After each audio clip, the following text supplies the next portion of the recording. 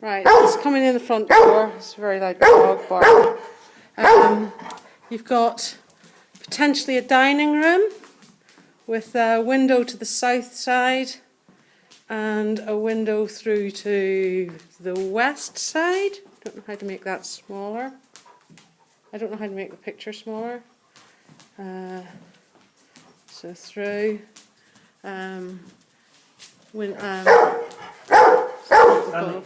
God knows what this is going to be like. So then you can, this is through into what would be the kitchen area through a hatchway, which obviously you could either knock down or whatever. Going through doors into a huge room, one of the classrooms, which could be the school, say the lounge.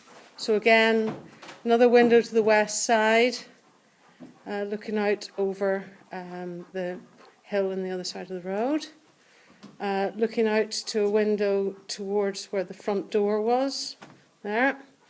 So down the length of this room, if Andrew goes and stands in that far corner, might give you an idea of size. I'm thinking you could probably have a wood burner somewhere around about here. 14 paces. 14 paces from end to end. So so if you had a wood burner there, 7 across. 7 paces across, you could possibly split the room round about here and divide it and give another room used maybe as a study or something. You've got the remnants of the match of the window. That's the only light in this end of the room though. And there's a rather beautiful, if Andrew opens the curtains up a bit, lovely stone mullioned internal window which goes to an internal hallway. So then go through this door again into this back hallway. There is a room here, small. This was an office. This is where the main boiler is at the moment. Various switches and things, don't know what they are. Out here, this is the view out of the back of the property onto this community field with the tennis court.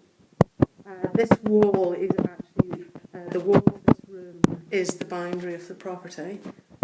I'm thinking this could possibly be a little, maybe a bedroom, something like that. Coming out again, and in here is the ladies, which could be a ensuite if we did have that other little room, the office, as a bedroom. Hang on, I can't open the door now, bear with me.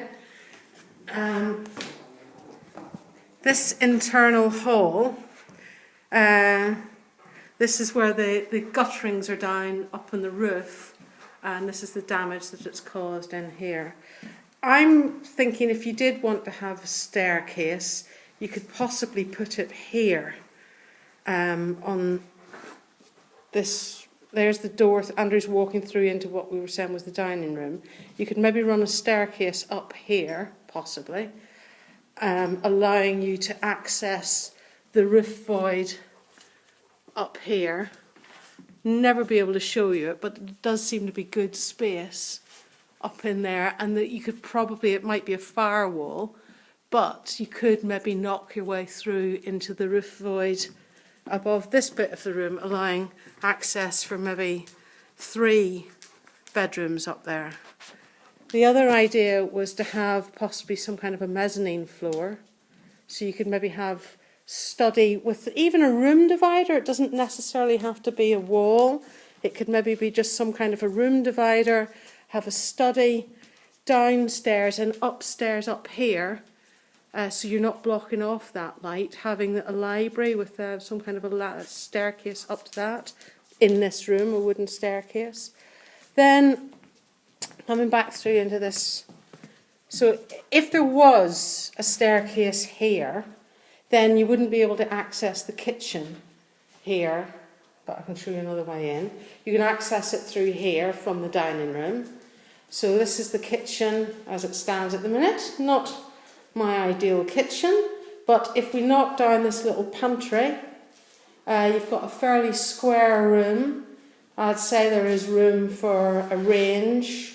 There's certainly room for some nice cupboards. You could knock a bigger hole through there, or leave that wall to give you plenty of wall space, and just access your dining room through this doorway.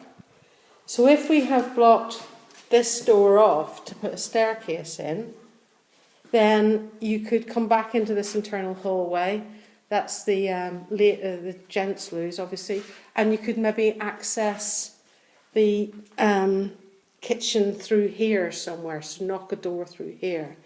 This is another little staff room. I'm seeing these as a cloakroom or a utility room, and a cloakroom down here.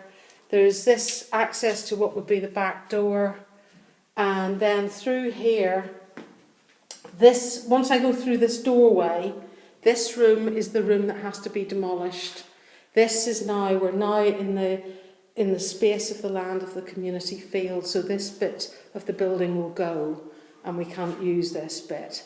So come back in up to here, then you've got this little room as well, which was obviously their little PE room, and that is the second Belfast sink in the property.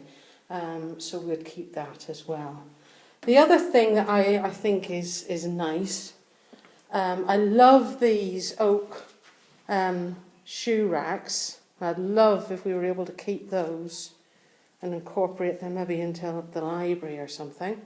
The other thing that is really nice is this wooden panelling, but it would be a bugger probably to maybe salvage it, but it is rather nice, and it would be a nice thing to hang on to if we were able to. Beautiful windows. Obviously the windows themselves would need to be replaced because they're horrible UPVC, but the stone mullions are absolutely gorgeous. Anyway, I don't know what can be done, but I don't know if Andrew took pictures of all of that. There's all the kind of things, electrical things and stuff of all of that. So that's over to you now, Dale. Good luck.